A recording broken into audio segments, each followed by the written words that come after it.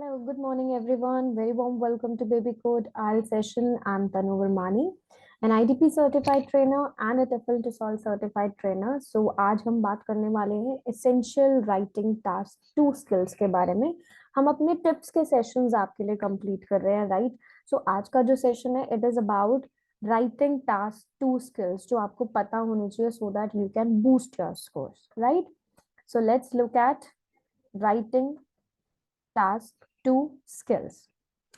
अब देखो, no matter आप कितने अच्छे हो इंग्लिश में, बट राइटिंग स्किल्स के लिए आपको थोड़ी सी मेहनत करनी पड़ती है. You have to learn some skills before you take your task 2 का test, right? So we will look at step by step skills. देखेंगे कि आपको कैसे डेवलप करना है अपने टास्क 2 को. Very first is plan an essay. आपको एक गुड प्लानिंग करनी है. एक्चुअली प्लानिंग से आपका टाइम सेव होता है जब भी आप ऐसे को लिखते हो.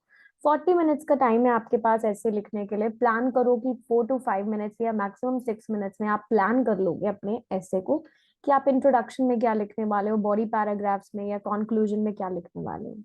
देन 20 to 25 मिनट्स आप कंटिन्यूअसली राइट करो अपने ऐसे को. देन लास्ट के 4 to 5 मिनट्स में आप रिव्यू करो अपने आंसर को कि आपने पैराग्राफिंग कैसे करी है, right? So always plan your essay.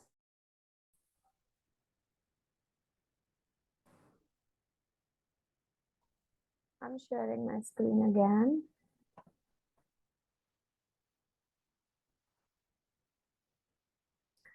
So next is think of relevant ideas. आपको क्विकली रिलेवेंट आइडियाज के बारे में सोचना है जो कि किससे रिलेटेड हो, आपके क्वेश्चन से रिलेटेड. व्हाई? अगर आप रिलेवेंट आइडियाज लिखोगे obviously you will be getting the more score.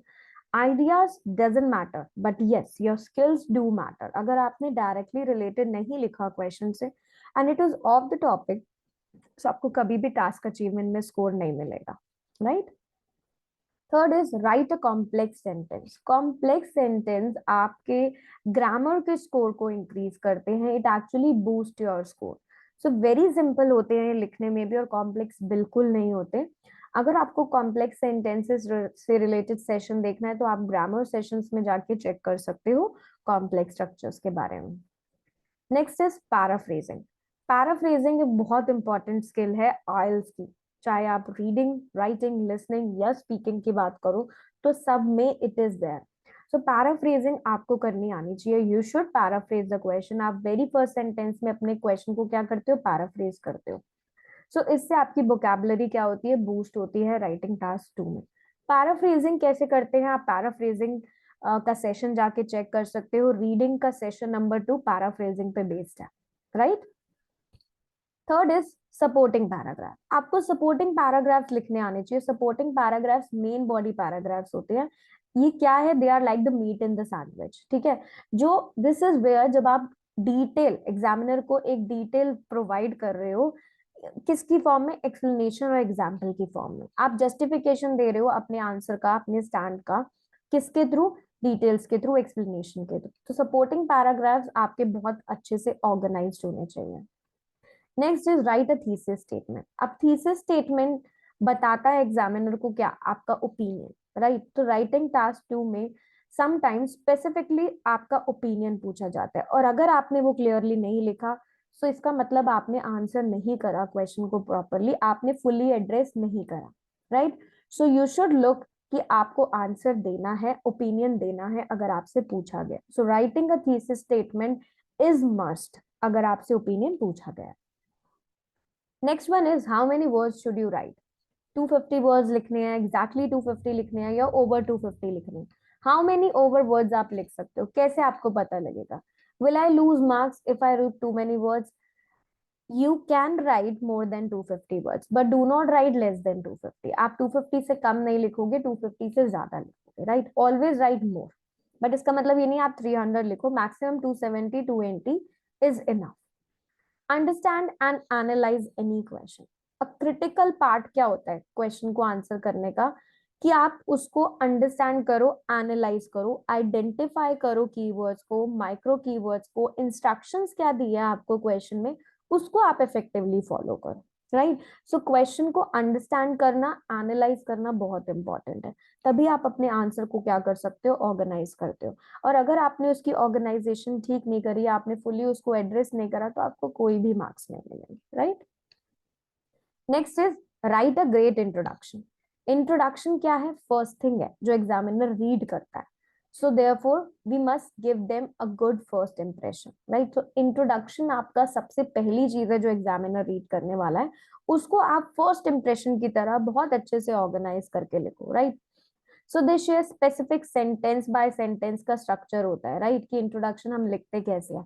सबसे पहले मैंने आपको कल भी बताया था टिप्स के सेशन में, इंट्रोडक्शन आता है, देन बॉडी पैराग्राफ्स आते हैं, देन आपका कंक्लूजन आता है।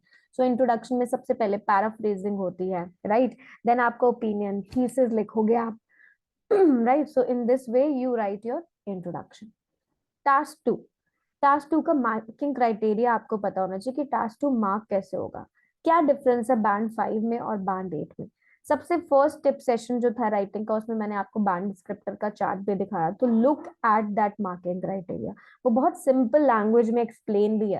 So examiners they are looking for that thing, वो सिर्फ वही डिमांड करते हैं आपसे और आपको वो लिखना है।